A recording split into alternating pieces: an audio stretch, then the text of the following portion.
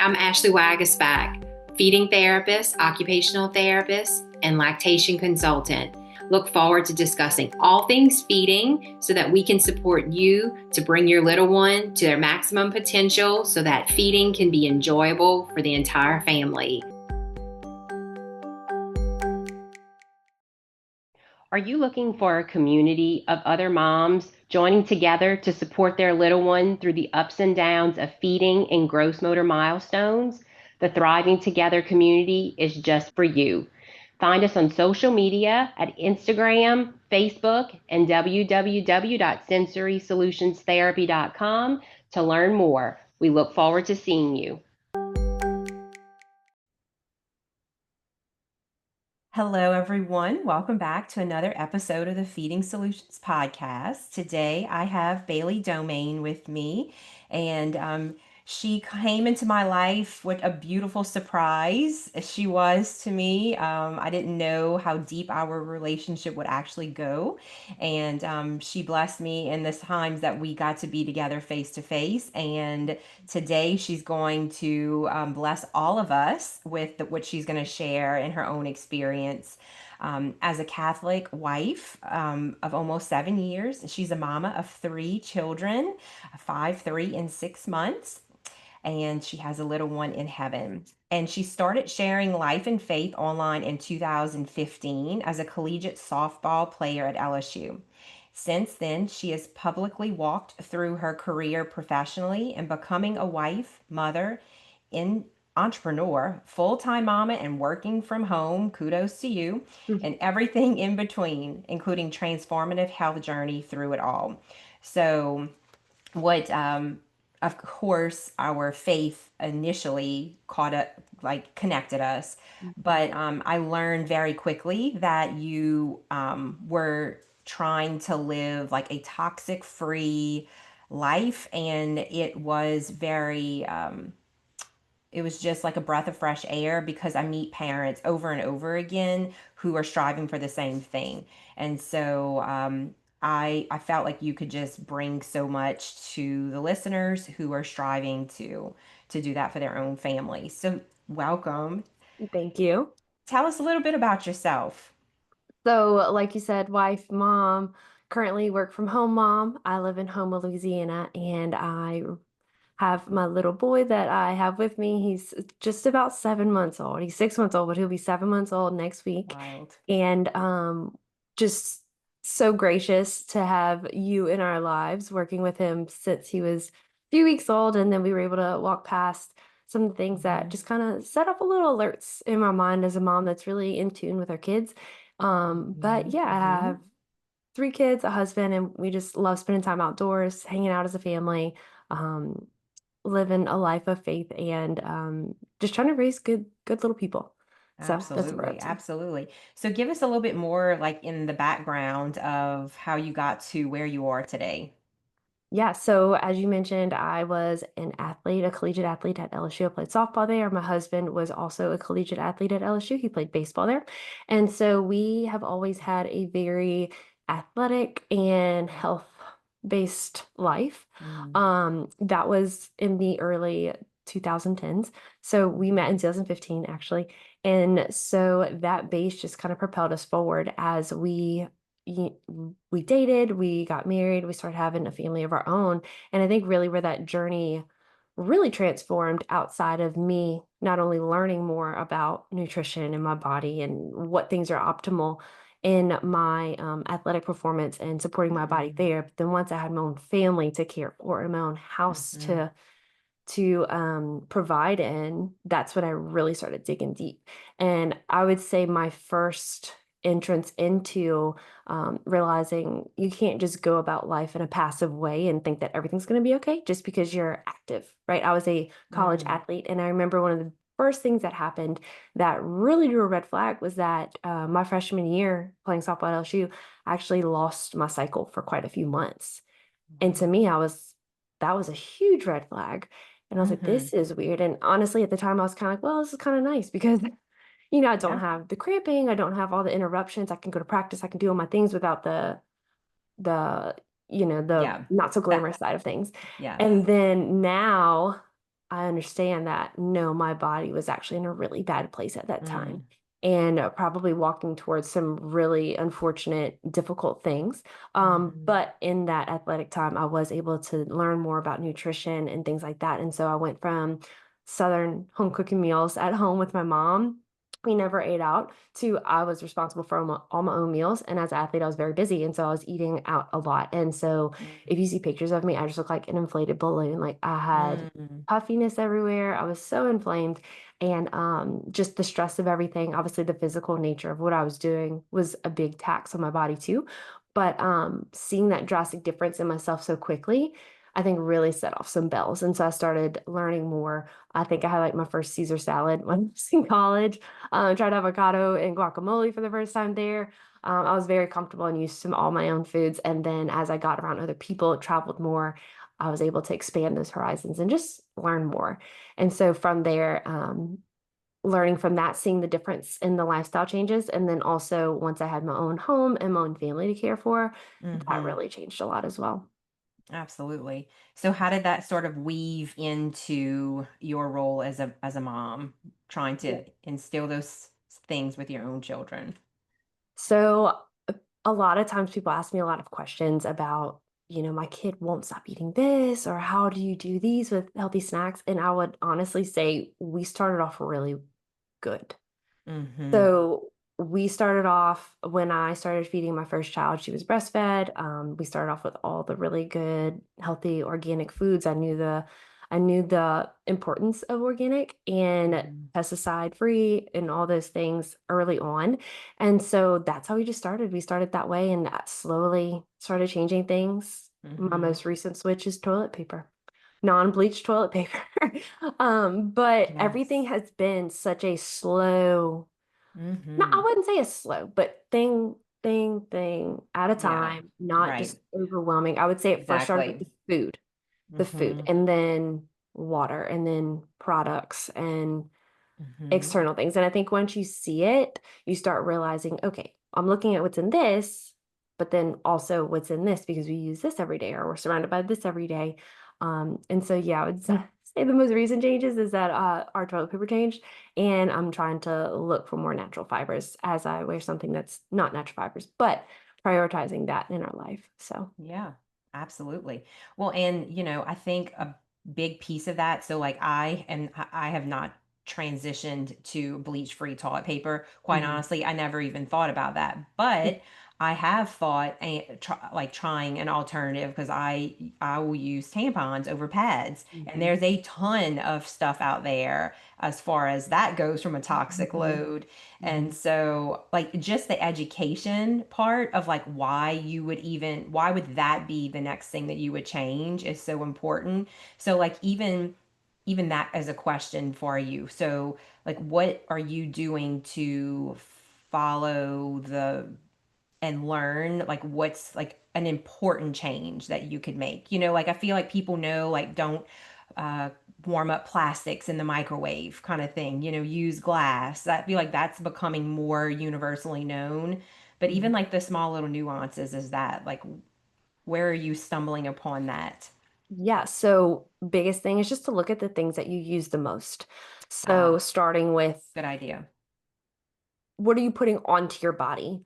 That would Mm-hmm. be makeup, any Mm-hmm. skincare, what you're washing your body with and your Yeah. baby with, right? Yeah. Because I think it's generally accepted that babies have their own wash for the most part.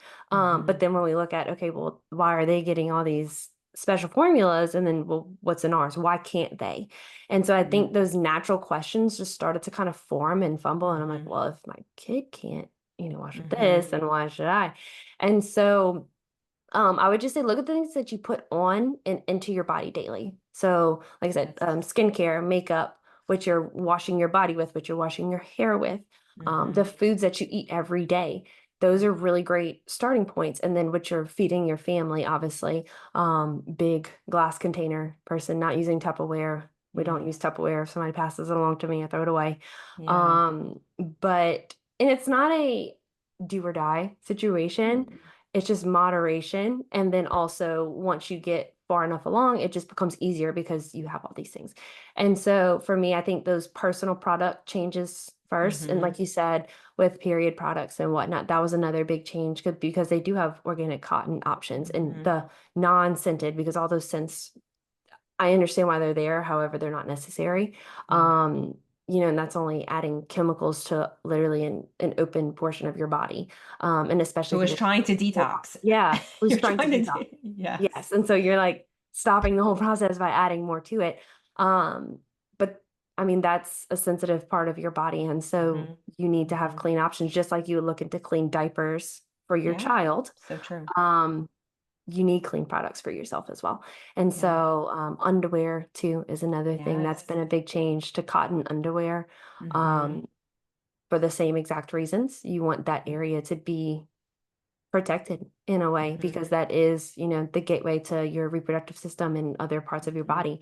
And so those are things that slowly but surely, we have switched out, and now it's just kind of second nature at this point. Yeah, I recently read, heard, and have started doing it myself, but actually not wearing underwear at night, just to kind of let everything Do its thing. just, yeah, like Yeah. have a nightgown or, shorts over, but not to have everything nice and tucked in so that you can like breathe. So I was like, okay, that's something that we'll try. I mean, it's, for some people that feels like really unsafe, but yeah, whatever you're like you said, like very small incremental steps.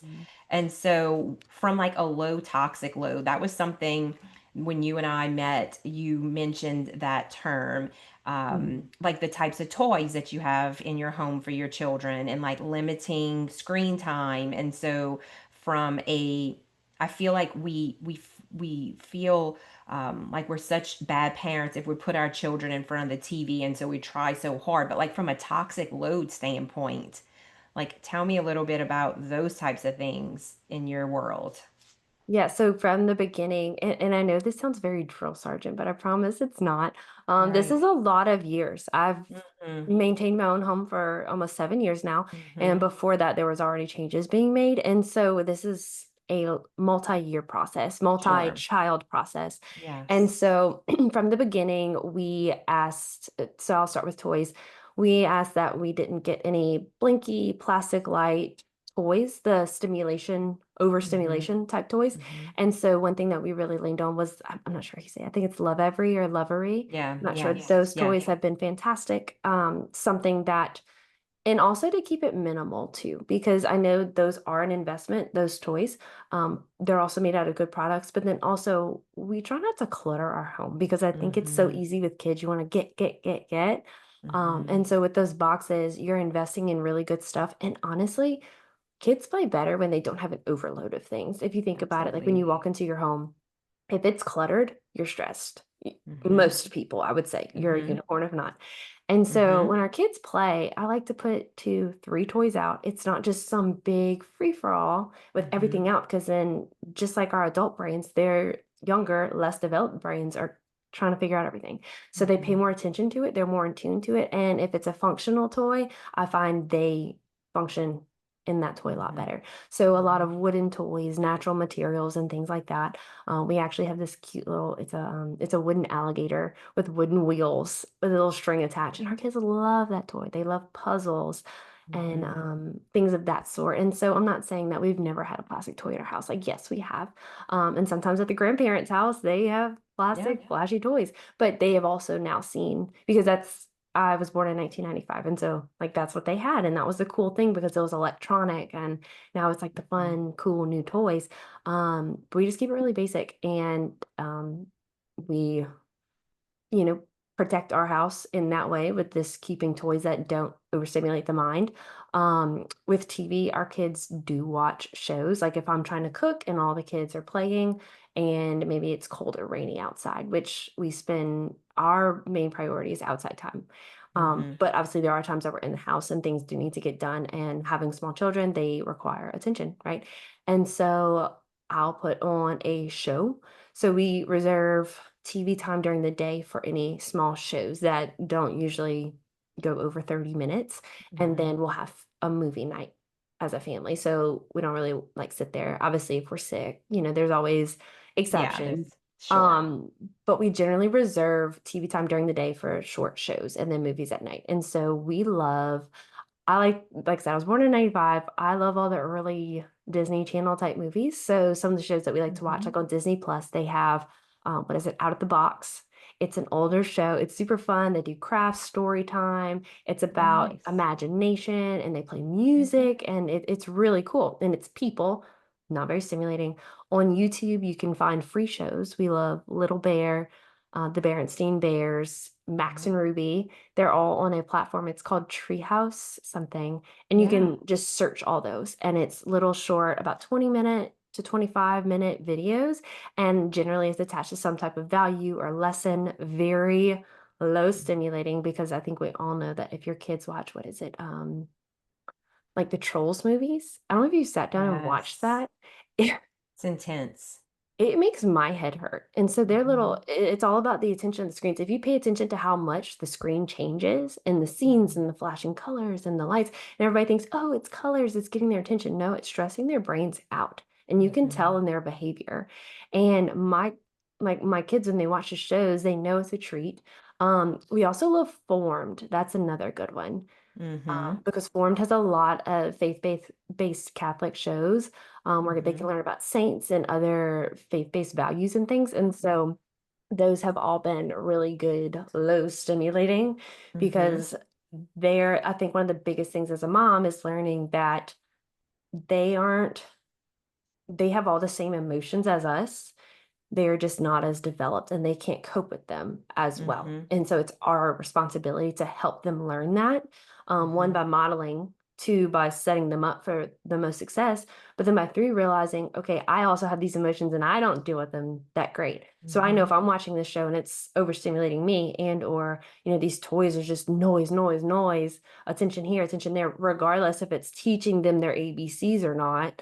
Um, it's still doing a number on their brain. And the brain wasn't designed to be developed that way. I think we can Hmm. use those things as tools, but not as a everyday all the time thing. And I've seen plenty of fruit and other people have seen plenty of fruit in that just indirectly in my own children's lives.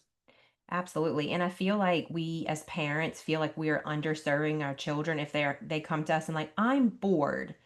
But there is so much beauty that comes from a child having the space to do nothing, just maybe not even their bodies moving a lot, but what's going on in their mind and their ability to just wonder and awe and look at the grass and the clover and look up in the sky and look at the clouds and imagination and wonder where that cloud came from or why it's there. And again, I like, what would you say to a parent who is like, okay, I want to make a step in that direction to start minimalizing the amount of screen time? My child is 3 and they have their own iPad or, whatever. What would be something you would recommend as like a first step for someone who wants to maybe make some changes? I would say the best first step, if that's something that's already a part of your life, is to be a model of that to them. Mm-hmm. Go outside with them, Mm-hmm. have them do a snow angel in the grass. Yes. Ask them what they see in the clouds. It sounds so simple, but that is a delight for them. Yes. And play with them. Give them chalk. Like let them show them what is it? Hopscotch. Show Yeah. them how to do a hopscotch situation. Give them a Mhm. rope, obviously within safe boundaries, because I Yeah. think my Right. girls No. even have to watch them, but like let them create and let them be and Yes. encourage that. And you don't have to shash out them every time they do something like it's the best thing in the world, Mhm. but encourage thinking, encourage Mhm. the creativity, give them, a canvas and set them up with paint. I know it's stressful as a mom to give your child paint, but let them create and let them do things. And you first have to be the first model of that and to give them away. And I promise their brains are going to start working that way. With screens, unfortunately, it is very hard. I've seen it, and even in our lives, in the proportions that we give them, I see it. And so I would say set a timer and set an expectation. Mm-hmm. And then set boundaries and have hard, fast boundaries. And I think the biggest thing is that tell them what it's going to be and then follow through with that. Mm-hmm. Expect that they will probably kick back. Mm-hmm. Um, because obviously they're, if it's just they get it whenever they want, and or even if they have a specific time, maybe try cutting back on that a little by little and recognize that they are attached to it the same way that as a parent you're probably overly attached to your phone, myself Mm-hmm. included, right? Mm-hmm. And so recognize that those big feelings that may come out of that, um, that's their little body unable to process yet all these hard things that they're feeling because they're literally made to grab our attention. People make and pass along millions, billions, probably of dollars to keep your attention. And so Mm-hmm. that's like that for a reason. And so recognize that you're, working against a situation where it's made to have you in. But I think little increments and just giving grace to everybody involved, including yourself, and just taking steps towards that. We love crayons and colors and drawing on blank paper and coloring books and storybooks. Puzzles are super fun. That's something you can do with your kids, card games, all these things. And you don't have to feel like you are their like you don't have to entertain them all the time.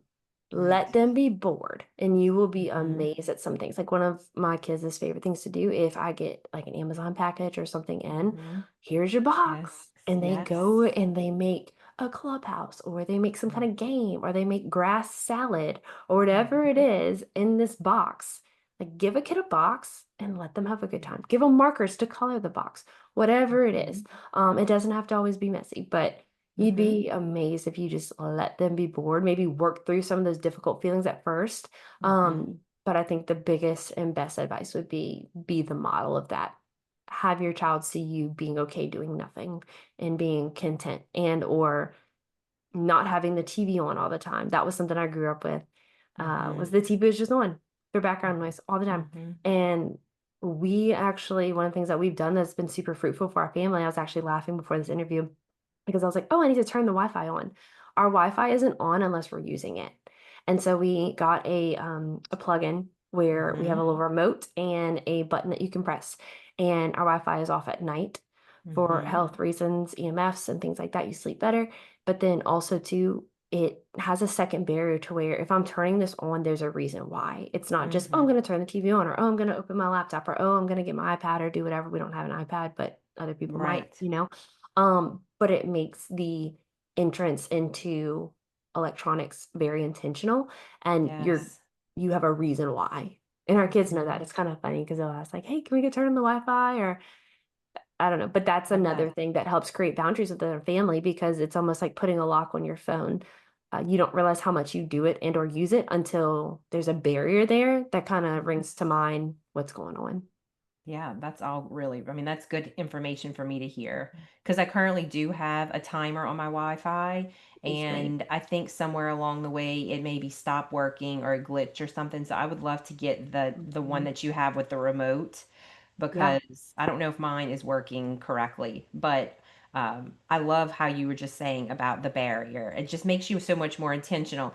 And I was going to say, also adding to like a parent who's trying to take little incremental steps. So I feel like a lot of times we are using our electronics in front of their kids as sort of like an electronic babysitter. And so, a counselor that I worked with one of my own children said, even just 10 minutes of you sitting next to your child and just being with them in their play, not like uh, battering them with questions like, what color is this? And what letter is this? And what are they doing? But just being there with them and saying, okay, even setting a timer. Okay, time is up. Mama has to now go finish doing whatever it is. And so Mhm. for me as a mom who my to-do list is extremely long, I was getting like anxiety around like I'm not giving my child enough attention, and like what is a long enough time to interact with my child with like balance on both ends. So even like simple 10 minutes intentional time with your kid is great. If you're trying to tip that away from electronic babysitter to like what does that look like for me as a mom? And another huge thing that has been transformative is that it might take a little longer. It might not be done the way that you want, but include your kids in things. Mm-hmm. They want to Great point. help. In their brain, it's the same as play. So mom has to cook dinner. Okay, we have this little set of I think it's plastic. I'm not sure what it is, but it's kid safe knives. Mm-hmm. And so I have a daughter that's 5 and a daughter that's 3. And so appropriately to their age, they have knives and they have a cutting board. So if mom's making a gumbo, here, girls, this is how we cut the sausage. Here you go. Does it matter if my gumbo sausage is perfectly cut? No, Mm-hmm. but they get to spend an extra 25 minutes or so with me. And in their mind, it registers as play, and they're helping mom. And the sense of pride that they have when they take a bite of their gumbo later at dinner and it's their sausage that they cut up, Very it true. means the world. And so even my husband, he's fantastic at this. If he's fixing something, and they're learning too. Mm-hmm. They're learning what is going into the food that we're eating and how we Mm-hmm. cut things and is this right? No, how to make adjustments. And then my husband, when he's doing more handiwork or things, he's teaching them, give me this tool. Okay, Mm-hmm. that's such valuable knowledge for kids to have. And then how are we going to fix this? I'm looking at Mm-hmm. our room right now that we're repainting. And I have this beautiful memory of my husband being on a ladder and showing my oldest daughter, some of the things that they were working on and how to do the paint correctly and the tools that he needs to complete the project and things. And so the girls love that. And they're Mm-hmm. really more capable of things than what people would imagine. I think a lot of Mm-hmm. times we set our kids short on what they're actually capable Yeah. of. They're capable of so much more than what we can think. Mm-hmm. And I heard a quote that said, if you want it done, what is it? It's something along the lines of, if you want it done, you have to settle with sometimes it's not gonna be done exactly the way you would do it. Mm-hmm. And I think when I'm doing laundry, they can fold the face towels, and maybe it isn't perfect, but they're going in a cabinet and they're going to be used the next day or so Right. anyways. So it Mm-hmm. may not be pretty, but also that time they know that they're contributing to the home. It's great responsibility, not that they have to do it, but Mm-hmm. they know that they're contributing to the home. They're learning valuable skills. They're going to get better at those skills, and it's just valuable bonding time. And in their brain, it's the best thing in the world. Well, in light of that and children modeling after their parents, I love all the Montessori toys that are out there. And like Small Hands is a website I can think of, and there's several others. But it's this podcast is going to come out before Christmas. And so looking for toys they're not going to be your plastic bell whistle light up toys. They're going to be miniature versions of what you might have in your house. So miniature brooms, miniature little dustpans, And they and use them. We have those. yes. They love them. And they work. They're functional. They are functional, and the same for like all of the utensils that you would use in the kitchen as well. There's small versions of those, so it is Realistic version. realistic. Yeah, it's a realistic version of what you're doing, and that's our children learn through modeling. Mhm. And so like you said, so that was a little plug for like if you're a parent out there, you're like, okay, where do I even start with toys that are would be a better choice. um, So for those, like I said, I love the Love Every Toys. Those are yes. a higher end budget item, very honestly. Mm-hmm. However, you can look and see what is in the appropriate age because if you're unfamiliar, the boxes go by Yes. age and by brain development. And so each Mm-hmm. of the boxes and toys are designed to help within that jump of time. And so if you look at what's in there and or just a Google search, what Mm-hmm. Montessori toys, I'll just say 9 months because that's going to be Mm-hmm. about where my son's at. And based off of what we already have or what we might need, you can just find it and you can find other options too. So like Amazon has a ton. You can find different Yeah. websites like the one that you Yeah. said. Um, but you don't have to figure it all out on your own. Like there's so much Right. information out there if you just look. But Mm-hmm. I think it's important to understand where their brains are at and what toys help facilitate which skills, because then that transfers into, okay, we don't necessarily have to have a toy that does this. What in our Mm-hmm. practical everyday life also helps them learn this? And I Absolutely. do find it helps with problem solving and just motor skills and, Yeah. All of the different things. tasks. Like it's incredible to watch and to see. And I think that's what made me realize with my first child was that, wow, they're capable of so much more than what we give them credit for. Absolutely. Mhm. Well, pick your brain on the health side of things. Okay. So, as far as the things that are in your toolbox, when your kid, it's cold flu season, so when they start with a sniffle or a cough, a fever, like what are some of the things that you are kind of running to? Absolutely. So our main line of defense would be herbal tinctures. And Okay. so we use a lot of those. The brand that we like to use often is Earthly. I know there's other great ones. Mary Ruth is Yes. another one. What is Mm-hmm. it? The Dr. Green Mom is another Yes. great Mm-hmm. brand. And Mm-hmm. so we go to herbal tinctures as our first line of defense. And so actually this morning before I sent my girls off to school, they got a vitamin C little shot and then another one that's called Feel Better Fast. And Okay. we just take that at the onset of illness and we use those hourly based on symptoms. They have Mm-hmm. some for sinus care, they have some for pain, for inflammation. So that's another one. If my child is displaying symptoms of something that is aching, we don't use like an ibuprofen. We don't Mm-hmm. use Tylenol in our house. Mm-hmm. But ibuprofen or like a Motrin, we do have those on call if necessary, the dye-free versions if things get Mm-hmm. escalated. But generally, we because I like to say because of the way that we live our life, we've been very fortunate with illness. I would say between my three kids now, we've had less than 10 fevers total, and my oldest Mm-hmm. is 5. So their Mm-hmm. bodies do a really good job of first line of defense. And so a lot of those fevers, only I think maybe 2 have gone over 100 or so, and it hasn't been for long. And so I Mm-hmm. see the fruit of what, how we're living our lives and the things that we're exposing our children to. And so we have tinctures, herbal tinctures that we do. We do a lot of outside time, sunshine. If we're sick, it's funny because my oldest daughter, she knows sunshine is medicine, and she knows that if she's Mm-hmm. sick, we have to go stick our feet in the grass and get some fresh air. And so they have a good relationship with the sun. I'd say that.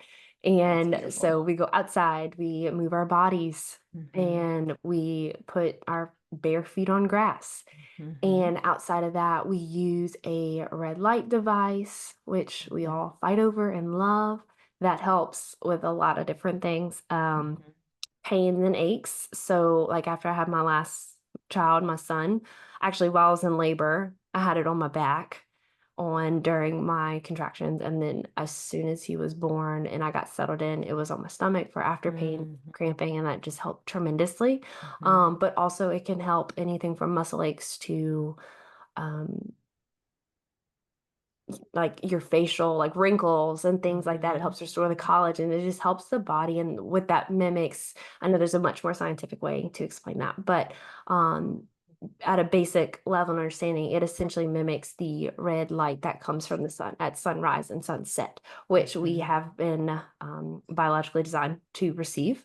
However, we Mm-hmm. don't do that, and we're in front of a lot of blue light Blue screens lights. and things like that. And so there is a lot of power in the different types of lights. Mm-hmm. And so that is one tool that we use that helps. It also helps with wound care. So if anybody gets a wound, Mm-hmm. any type of ache and pain, it can Mm-hmm. do things for wrinkles. It can do things for all types of. When I had mastitis and or clogged ducts while Mm-hmm. breastfeeding, that Mm-hmm. was excellent. Mm-hmm. That was another salve that I also got from Earthly that had some different things in there to help broke that up. But we in food too. Like I Yeah. know if Mm-hmm. you're feeling bad, we're gonna have a Mm-hmm. chicken noodle soup, an herbal chicken Mm-hmm. noodle soup, and Mm-hmm. that's what we're going for. Warm I love foods that. when we're sick. And so I try to use, herbal tinctures as our first line. We Mm-hmm. use nutrition, a lot of electrolytes while sick. Just ingredients is my personal favorite. Um, Electrolytes, they also have probiotics that we use. And so we use that. We also use the elderberry syrup Mm-hmm. and lots of vitamin C. Can't overdo the vitamin C. And if you do, you know it. Yeah. Uh, Right. your bowel Exactly. movements will let you know if you did too much. But yeah, red light outside. Mm-hmm. I feel like I'm missing some. Magnesium is a wonderful tool. We have that in a lotion and a And capsule this. form that we Mm-hmm. take. And then my children will do magnesium lotion on them. But it's all just the supporting things. There Right. there's been one time maybe that I remember that we had an extended stomach bug bowel situation that lasted over a week that we got some medical advice on just to be sure. But outside of that, we really haven't, outside of a traumatic injury that happened, Right. we haven't needed any support really. That's Because I good. think a lot of times we lose the innate ability to treat illness, and a lot of it is the same unless it's obviously displaying some different characteristics. But a lot of illness is just really caring for your body in the same way and just supporting it. And I think when we give it an environment to support well, it does what it needs to do. Our bodies are designed to heal and to help, and as much as we can support that and Mhm. understand that, I think our bodies adjust and adapt very well. They're created really well. And I feel like as a mom who has been trying to do a lot on my own and lots of things that you're talking about, I do similar things.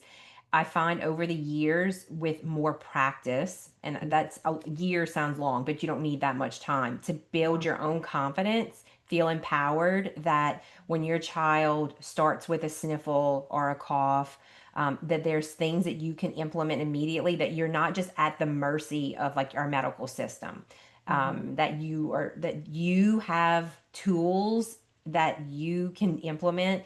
And I feel like that as a mom has helped keep my anxiety low, that I feel like, okay, things are in control and we're not just like waiting and seeing where this is going to go. And so that helps keep everyone calm in the house, and that supports also healing as well. So, Yeah, yeah. because I mean, you know, when they're, I feel like the our society right now is kind of set up to where moms don't get the opportunity to lean into their instincts. Yes. And I think if you look at yourself and you say, okay, my child's not feeling well, and if you feel the inkling to bring them to a doctor, obviously do that. Listen to your instinct. Mhm. But if you know when you bring them there, they're just going to say rest, hydrate, Mhm. whatever else. Why, why aren't moms confident enough to feel like I can support my child? And I think because a lot of times the route that we're shown is that your kid's sick, you bring them to the doctor, they give them the Mhm. medicine. Okay, Mhm. your kid displays symptoms. What's the best thing to do? Mhm. Obviously outside of extreme circumstances, you support their immune system and let Mhm. their immune system do the work. But I don't think enough people know how to do that. And so I think Agreed. having those, because the way general medication works is to alleviate symptoms, Mhm. which we have to realize when you're supplementing with tinctures and other nutritional items, it's not going to eliminate the symptoms right away. It's going to support your system and allow it to get over it in time. And so, like you said, once you see the sign of sniffles, we have our little lineup. We have our elderberry Mhm. syrup. We have our Mhm. feel better fast, and we have our vitamin C. And I'm giving my kids that before they go to school and after. If I'm aware of a illness that's going around their class, that's what we're Mhm. getting until it all alleviates. If Mhm. we have runny noses, a sinus support, and Mhm. so outside of just a medication that generally just, flush it out, we're going to support and allow their body to fight through it, because then the next time their body's more prepared and it gets less and less and less. And obviously, just as a disclaimer, I'm not saying don't bring your kids to the doctor. Please do Yeah, so if that's absolutely. necessary. Yeah. But I'm saying for general small illnesses, even, Mhm. flu, like you can Mhm. support the flu. We don't have Yes. to run and go get things, because there's ways that you can That mitigate that and support yes. them in a really good way. Another good thing for fevers that came to mind is like a magnesium bath, Mm, and to like draw those toxins out and things. And so that's another good option. And that kind of covers all the, I would say, mhm. respiratory illnesses. But obviously knowing your place within your care, like for a small Absolutely. infant, we're just getting to the 6-month mark, which allows Mm, you to give your child a lot more. But before that, like I don't take mhm. any chances with my older Right. girls. I can see how they are. I'm seeing how they're reacting. Are they lethargic? Are they overly sleepy? Like what's going on? I can support from there. But obviously, if you have a small infant, that does not apply to them. Yes. 0 to 6 months is obviously very fragile and volatile. And so for Mhm. that, obviously, very clearly get support as soon as you can. Absolutely. Well, good. Tell me a little bit about this podcast that you're doing. This is brand new. Yes, so it has not launched just yet. We're just about ready. Okay. Obviously work from home mom with a small infant. Things do come up, and we're adapting. So I heard Mhm. this quote, and I want to encourage all mothers and anyone listening to this to take this to heart. we've all heard it's survival of the fittest, right? I would challenge that and say it's the survival of the most, or wait, what is it? Yeah, survival of the fittest, but instead it's survival of the most adaptable. Mm-hmm. And I think if you look at that in every facet of life, it is so very, very true. And so we are adapting over here and we Yes. are working with what we have and do what we can. But podcast is about to come out. It is called Coming Alive. So the podcast is based on the quote that the glory of God is a human person fully alive and the scripture about the valley of the dry bones. And so I feel like a lot of things that we talked about today obviously have to do with what the heart of this podcast. And I cannot wait to have you on. And Can't so wait. basically, we're going to be chatting about all things faith, culture, wellness, and the things that really make us come alive because I'm really passionate about and I'm passionate about this because I experienced it, is that Mm-hmm. too many people are walking around living a half life. Mm. And it's because we don't understand one, like the urgency of this life and like the closeness of eternity. And also that we just live in a society that like literally suppresses if you just allow it. You have to be so intentional to literally just live in the way that God intended us. And so I'll be chatting about my own personal stories, people who have excellent information like you that can help mothers and children thrive, and just other little things that I have walked through and learned for the past 10 years and topics that I am super passionate about, people who have gone through difficult things and overcome. So glory stories and just encouragement. So it'll be a place where you come and feel lit up and Yes. encouraged and full of hope, and hopefully with some more knowledge of how we can just live our best, truest, fullest life. So beautiful. Well, thank you so much. I can't wait to Yes. listen to when it comes out. So you'll have to Yeah. keep me posted on when it launches. So tell Yes. me a little bit, where can people find you if they want to just follow more about what you have going on?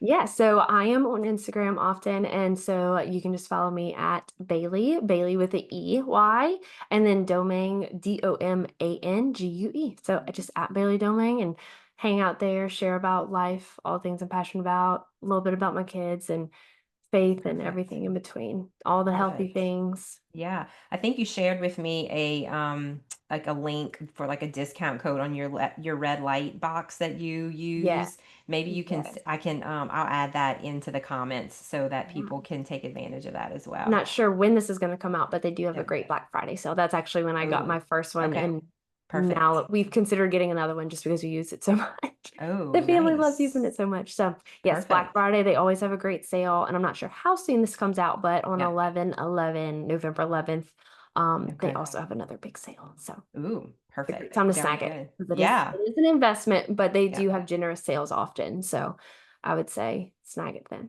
Perfect. Well, thank you so much for coming on today. I really Mhm. appreciate this is a gift for me, and I know it's going to bless a lot of people. Yes. So, Thank you so much. till we talk next time, have a wonderful day.